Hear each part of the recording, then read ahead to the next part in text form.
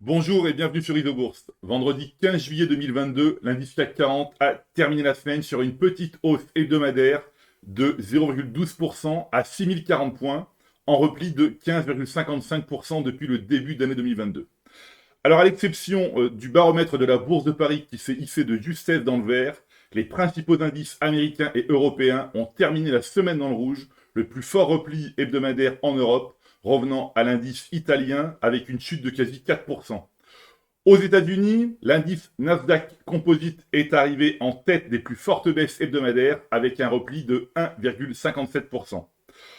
En baisse de 26,8% depuis le début de l'année 2022, l'indice Nasdaq Composite compte toujours parmi les plus mauvais élèves des grands indices mondiaux. Après une phase haussière identifiée en mai 2020 et un gain de 45%, le modèle Isobourse est repassé négatif à moyen terme en février 2022 sur l'indice Nasdaq Composite, notamment après la validation du croisement baissier des courbes de pression Isobourse 5 et 20 mois. À court terme, les courbes de pression Isobourse 5 et 20 semaines de l'indice phare des valeurs technologiques sont toujours mal orientées depuis la dernière semaine du mois de novembre 2021. Mais nous constatons que la courbe 5 semaines ne baisse plus depuis quelques semaines. Même si rien n'est encore fait, les deux courbes de pression Isobourse se rapprochent d'un nouveau croisement haussier.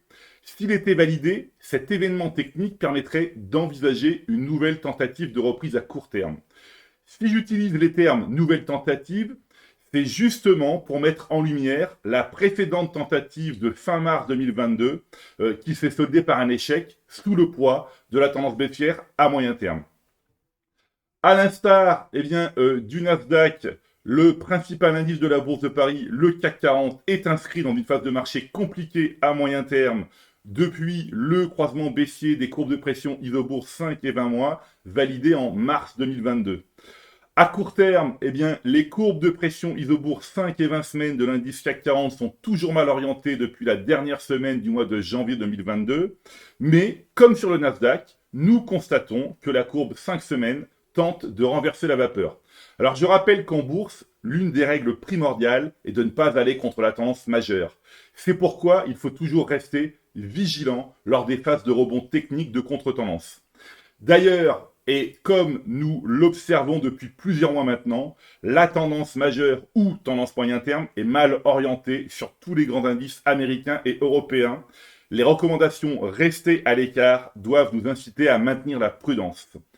Sur le plan des actions maintenant, l'analyse des 200 valeurs les plus échangées en zone euro et aux États-Unis montre que le consensus moyen terme Isobourse reste très ancré dans le rouge, avec près de 90% des valeurs en tendance baissière ou en retournement baissier.